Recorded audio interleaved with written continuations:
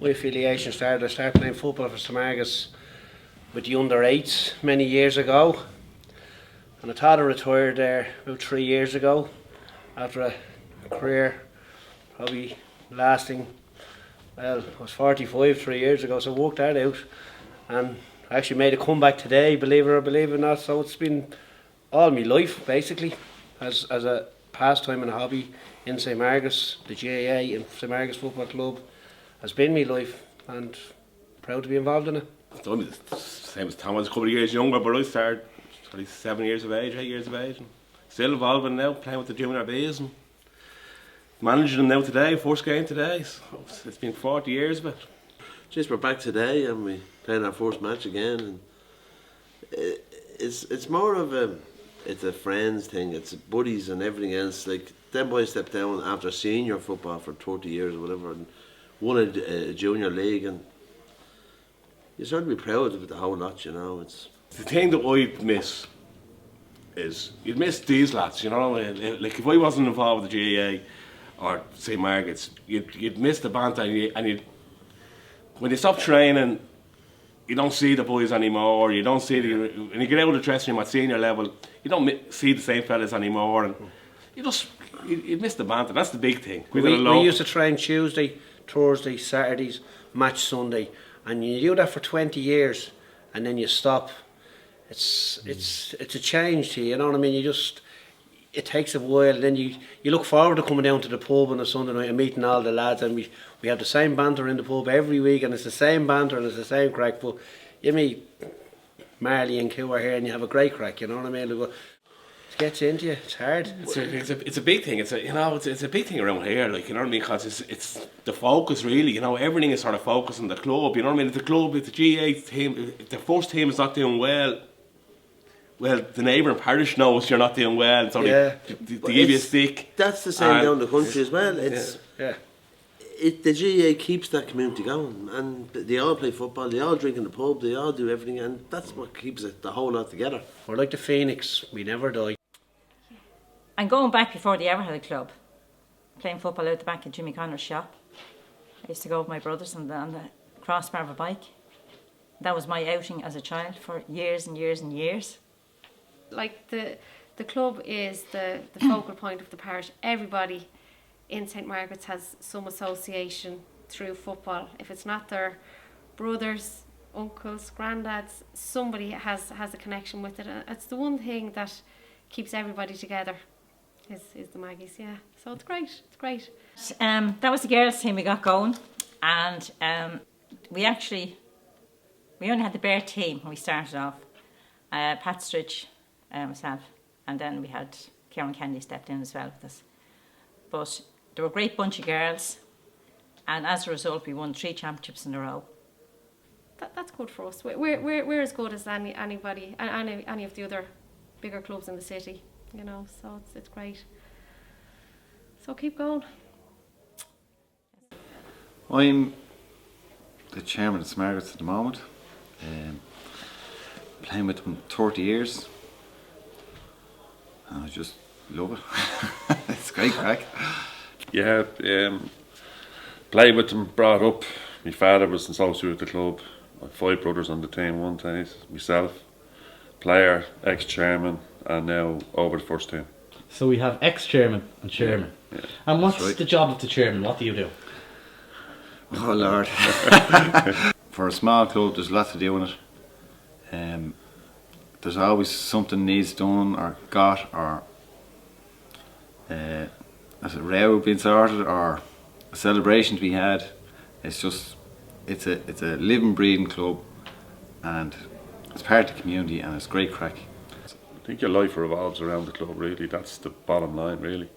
Because like you wouldn't go away for a weekend of a match that weekend, not going that weekend. I've cancelled trips to Cheltenham racing 2 or 3 times because we're in playoffs. But you either in or out, in my opinion, either 100% or I think you have to be 100% because it won't work anywhere else. If you're only 50 or 60%, it won't work. You just won't. You have to be 100%. Before I go, actually, what happened to Roy? Just the chap from Aaron's Oil today was a bit slower than me. Jesus, it's been slow. he got me face instead of the ball. Nothing malicious now, just an excellent. Fantastic. So Aidan, tell us a bit about your association with St. Margarets Football Club. It's long and it's varied, and it goes back many, many years ago, back to when it was behind Jimmy O'Connor's shop and playing juvenile football, and that great man, in my opinion, Tommy Dwyer up the road, who'd load us up into a horse box and take us to all corners of Dublin to play football matches. And I'm still convinced I was the best left back in the whole of St. Margaret's, because in Tommy Dwyer's opinion that was the best place for me. Left back in the dressing room, Aidan, you're a good man in there. Look, I enjoyed every minute of it. I made good friendships and grew up over the years with different lads all my own age, and we're still all friends. It means an awful lot to St. Margarets GAA Club. It's a very focal point of the community, and it's great to see fellas I grew up with, all their kids now involved in it. Some of them have their children representing the club at inter-county level, which is brilliant. It's brilliant. We're still waiting on the next Mick Kendi, Paddy Riley, whoever it is to come along, but they're there, they're coming, and it won't be long before we're back up where we should be. Yes, we have difference of opinions, me probably more than most, but that's the way things work. You're never going to get everybody to agree. It's not cheap to run a football club, so we have to do the fundraising, we have to get out and we have to get up off our butts and make the effort and bang people's doors, give us money, give us money. It's decided a thing everybody hates. None of us like doing it, but it has to be done. Again, it's for the future, you know. Hopefully we all live long enough to see it happening. I know I'll be around for a few years to come. I think I will anyway. I want to see my two lads hopefully playing adult football, without a bit of luck playing senior football with St. Margaret's. That to me would be, you know, brilliant, brilliant. My dad was involved, my uncle is still involved, Brendan, and all the families around the area. I'm not going to name them all because I'd miss someone and then I'd be in trouble. And you can't do that in St. Margaret's, because if you leave someone out, you're in big trouble. There's only one thing comes before St. Margaret's, and that's my family. After that, once there, I took my two lads away for a couple of years, but that was for their benefit, and it was the long-term benefit of St. Margaret's GAA Club. At the end of the day, I was always involved. I've always been around. There's times I haven't been as able to be involved as I want to be, but then there is a thing called work. It comes into the equation every so often. It pays the bills, and I have to do a bit of it. But it means so much. I love going up there. I love seeing the jerseys out. I love seeing teams playing. Any evening coming down the road, if the lights are on or there's a match on, I'll call in and see what it is. And it doesn't matter. It doesn't matter. There's a junior B team after starting back up. To me, that's St. Margaret's. That's what it's about. If a fella wants to kick ball, get him back. Get him in there and accommodate him, you know. That's what it's all about. The lotto started in 1990. I had a camogie team going here, and we had no funds, we had no nothing, so we had to get a lotto going between the girls. That was 1990, and it's still going strong today. Okay. Every Sunday night, we're here, picking out the numbers. Hail, rain or snow. Hail, rain or snow, we're here. 10 grand is the highest we can go to. Yeah. It has got to that in a couple Oh, of it has, yeah. Awesome. yeah. Yeah. Mostly 5 now, or 6 or 7. You know, we do get to that, like, you know, 4 numbers. The last one was 7. Last year was the first year since it started. We had 2 winners in 1 year. Yeah. So that brought down a little kitty a bit. Yeah. Fine. Do you enjoy doing it and getting involved? Yeah. You have to. Oh, yeah. You Yeah. have to. Yeah. Yeah. Oh, you It's do. great. Yeah. Great laugh, you have a bit of a laugh and what have you not. If not, it'd be very dull. Monica and myself do have a great laugh. And you'll never have a spare fiver as long as Huey's around you with his tickets. That's right, that's right. You have to have a hard neck. Yeah, Yeah. You couldn't really play rugby for a while now with your hard neck. I tell you, that's it. But anyway, it's all a bit of fun and that as well, like, you know. I started to play senior then in October 1972, National League against Galway, would you believe? And I wouldn't say it took off from there, but it started off from there.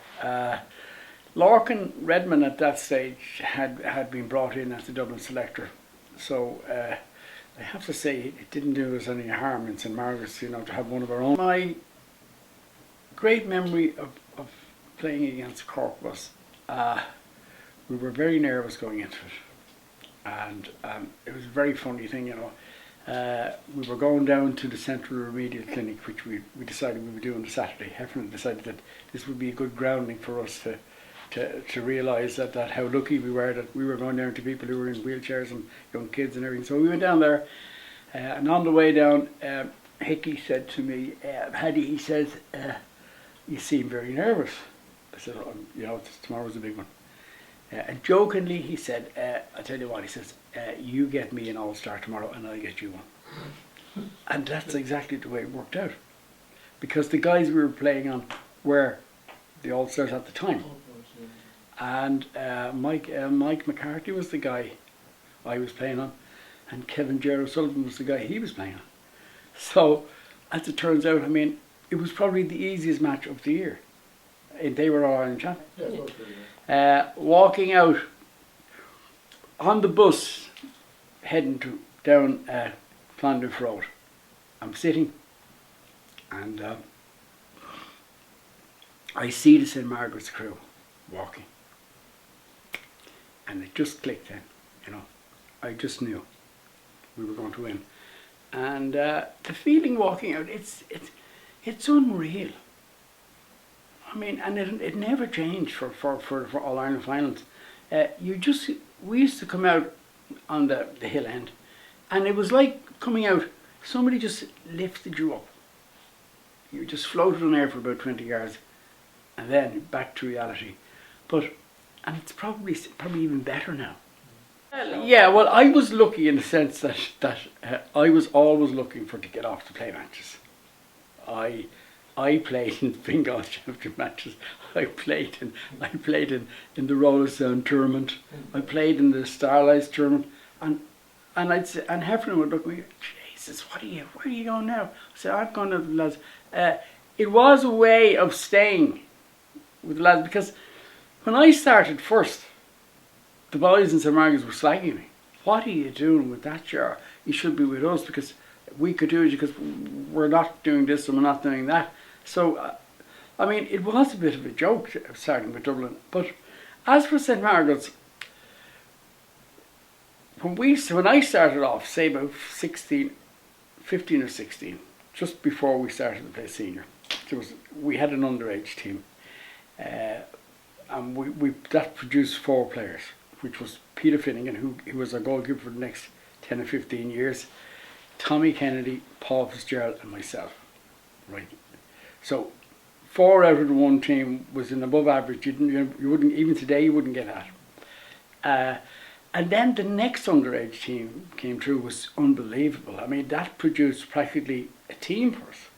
If you take Colin Murphy, Matt Dwyer, Paul Sutton, Ray Kennedy, Pat Kennedy, Jim Lee, those sort of guys, we're not producing them anymore. It's nobody's fault, but we're just not producing it. You need new blood now, and we haven't got it.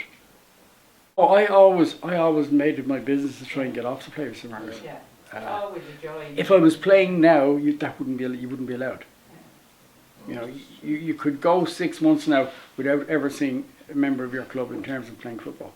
I don't really know how we're going to survive if we don't come across a few players in the next couple of years.